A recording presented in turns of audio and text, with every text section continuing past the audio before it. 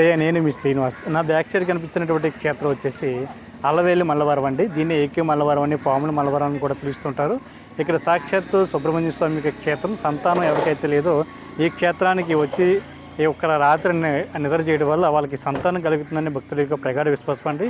అదే కాకుండా పెళ్లి కాని వారు ఎవరైతే ఉన్నారో ఈ క్షేత్రంలోకి వచ్చి అభిషేకం చేయించుకోవడం వల్ల పెళ్లి అన్నది కూడా కొంచెం తొందరగా జరుగుతుందని కూడా చెప్తూ ఉంటారు.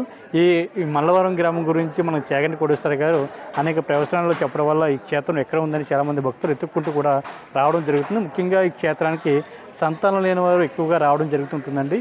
ఈ క్షేత్రానికి వచ్చినట్లయితే 100% సంతానం కలుగుతుందని ఇక్కడ చెప్తూ ఉన్నారు. భక్తుల యొక్క ప్రగాఢ విశ్వాసం కూడా ఇక్కడ మనం చూసుకున్నట్లయితే అల్లవెల్లి మల్లవరం, పాముల మల్లవరం అని కూడా నా బ్యాక్ సైడ్ చాలా క్లియర్గా ఉందండి. ఈ క్షేత్రం మనకి 1961, 1964లో ఈ క్షేత్రం ఏదైతే నిర్మాణం చేపట్టడం జరిగింది.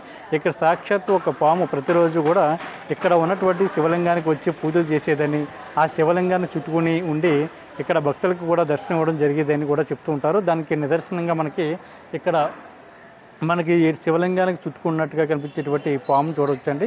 ఇక్కడ ప్రతిరోజు కూడా నా ఎదురుగుంట కనిపించేటువంటి కోనేరు ఏదైతే ఉందో ఆ కోనేటిలో స్నానం ఆచరించి ఒక ప్రదక్షిణగా ఈ క్షేత్రం చుట్టూ తిరిగి తర్వాత ఈ క్షేత్రంలో ఉన్నటువంటి శివలింగానికి ప్రతిరోజు కూడా పూజలు చేస్తూ ఆ శివలింగానికి చుట్టుకుని ఉండేదని చెప్పడానికి నిదర్శనంగా మనకి అక్కడ ఒక ఫోటోను కూడా ఏర్పాటు చేయడం జరిగింది. ఇది నిజానికి నాకు తెలిసి ఉండి కూడా 100% జరిగిందని కూడా చాలామంది చెప్తున్నారు. నేనైతే చూడలేదప్పటికీ.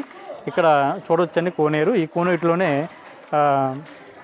మనకి ఆ పాము వచ్చి రోజు కూడా స్నానం ఆచరించిన తర్వాత ఇక్కడ నుంచి నేరుగా ఒక ప్రదక్షిణ కింద వెళ్ళి అక్కడ స్వామివారిని కూడా దర్శించుకుంటూ ఉండేది. అదే కూడా సుదూర్ఘ ప్రాంతం నుండి వస్తున్నటువంటి భక్తులు ఎవరైతే ఉన్నారో సంతానం కలగాలని, కళ్యాణం జరగాలని వచ్చేటువంటి భక్తులు ఎవరైతే ఉన్నారో వాళ్ళు కూడా ఇక్కడ బ్రాహ్మణి ముహూర్తంలో ఇదే కోనేటిలో స్నానం ఆచరించి ఇక్కడి నుంచి వాళ్ళు నేరుగా స్వామివారి యొక్క దర్శనానికి అయితే రావడం జరుగుతుంది. ఇక్కడ నేను ఈ టెంపుల్ కూడా నేను చూపించేటువంటి ప్రయత్నం చేస్తానండి. ఇదంతా కూడా మనకి మల్లవరం గ్రామంలో ఉన్నటువంటి స్వామివారి యొక్క సుబ్రహ్మణ్య స్వామి క్షేత్రం అండి. ఇదంతా కూడా మనకి మండపం, ఓపెన్ ప్లేసు. మనకి హాల్ చూసినట్లయితే మనకి ఇక్కడ ఈ స్టార్టింగ్ ఏంటంటే ధ్వజస్తంభం. అదేవిధంగా మనకి ఇక్కడ స్వామివారి యొక్క దర్శనం కూడా నేను చాలా క్లియర్గా మీకు చూపిస్తుంటానండి. ఇది చూసారు కదా, ఇదే మెయిన్ టెంపుల్. ఇక్కడ మనం స్వామివారి యొక్క ఆలయాన్ని కూడా మనం చూడవచ్చు లోపల.